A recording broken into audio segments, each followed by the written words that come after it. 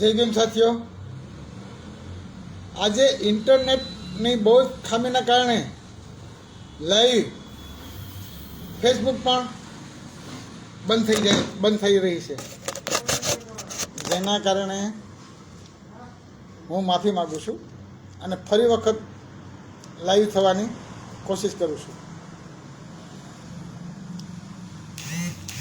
તો સાંભળજો મિત્રો,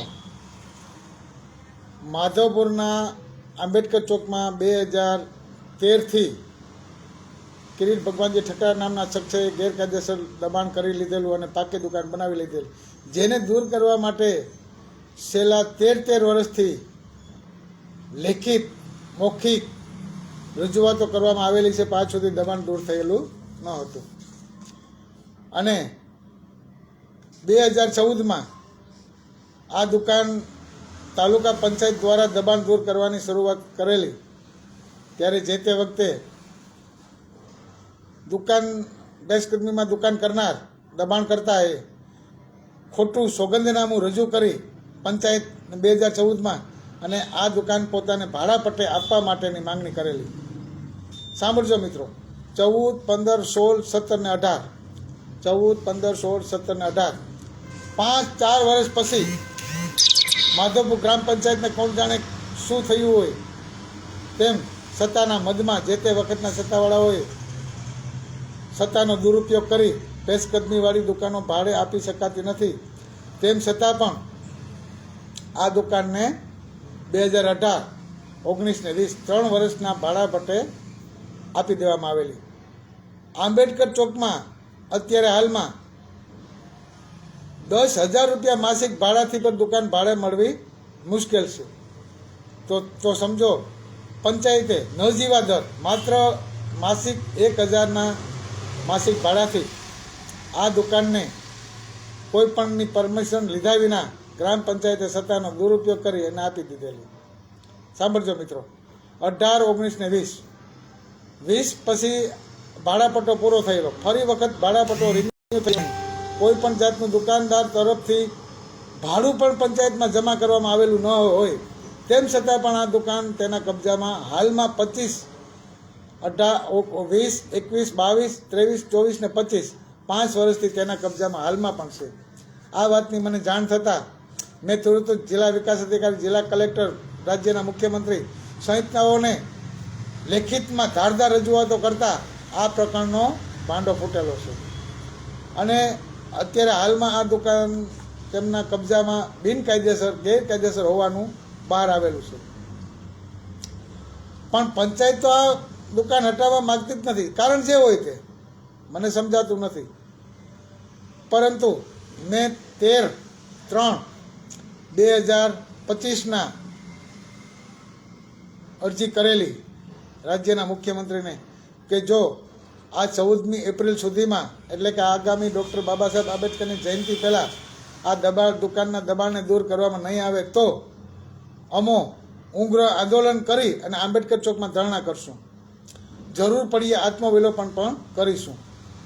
જે બાબતનું પરિણામ રૂપે ઉપર લેવલથી પ્રેશર આવતા હાલમાં આ દુકાન દબાણ દૂર કરવાની કાર્યવાહી હાથ ધરવામાં આવેલી છે. પરંતુ ડિમોલેશન માધવપુરમાં હાથ ધરાયું, પરંતુ માધવપુર માત્ર મેળા ગ્રાઉન્ડ પૂરતું, આંબેડકર ચોકમાં ડિમોલેશન થયું નથી. આ બાબતે મેં 2-3 દિવસ પહેલાં કલેક્ટર, જિલ્લા વિકાસ અધિકારી ગઈકાલની 20 તારીખે રૂબરૂ મુલાકાત લઈ અને ત્યારે જે તે વખતે જિલ્લા પંચાયત પ્રમુખ, માધવપુર ગ્રામ પંચાયતના સરપંચ ભનુભાઈ ભુવા, પૂર્વ સરપંચ રામાભાઈ દેવસીભાઈ કરગટિયા,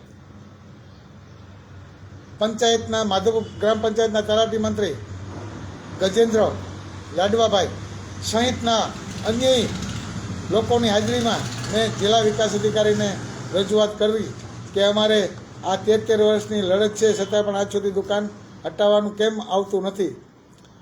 એટલે જિલ્લા વિકાસ અધિકારીએ શાંતિપૂર્વક મને સાંભળી અને શાંતિથી મને ખાતરી આપી કે મેવાડાભાઈ, હાલમાં માધવપુરનો લોકમેળો થવાનો હોય, જેને લઈને વહીવટીતંત્ર, જિલ્લા વહીવટીતંત્ર, તાલુકા વિકાસ વહીવટીતંત્ર અને સ્થાનિક ગ્રામ પંચાયતના વહીવટીતંત્રના સત્તાવાળાઓ જે મેળાને લઈને કામ ઉપર હોય, જેથી હાલમાં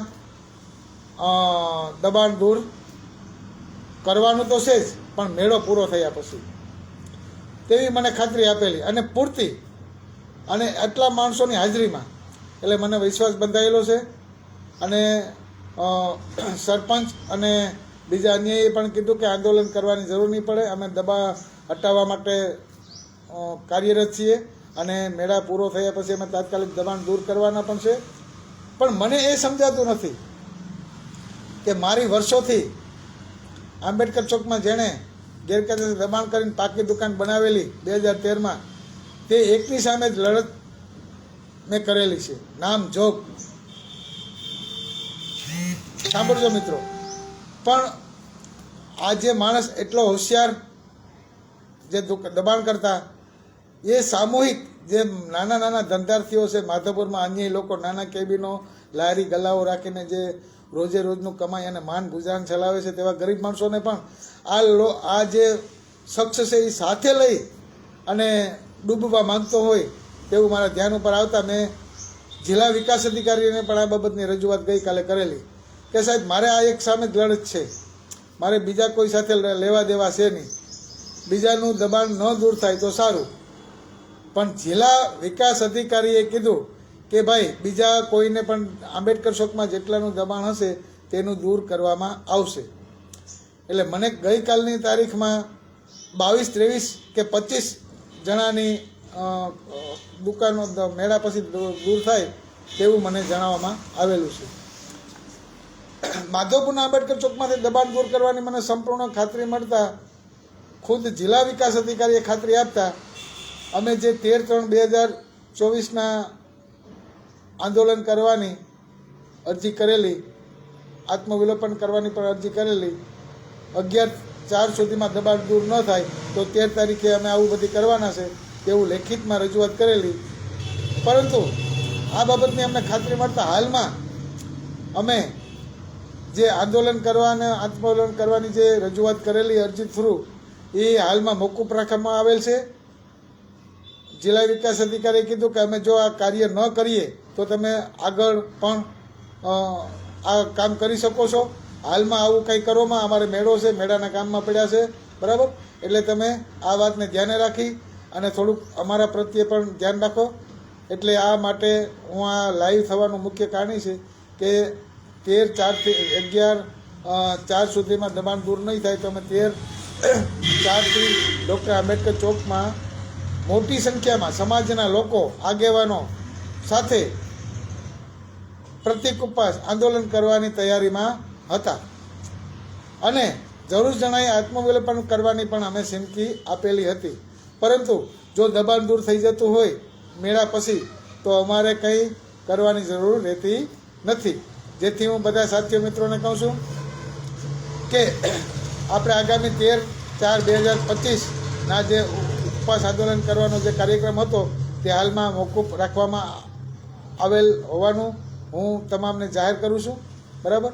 જરૂર જણાયે મેળા પછી દબાણ દૂર કરવાની કોઈ કાર્યવાહી નહીં થાય તો હવે પછીના આગામી કાર્યક્રમો પણ આપણે આપીશું, પણ દબાણ આંબેડકર ચોકમાંથી દૂર કરીને જ જંપીશું તેવી હું તમને બધાને ખાતરી આપું છું. જય ભીમ, નમો બુદ્ધાય.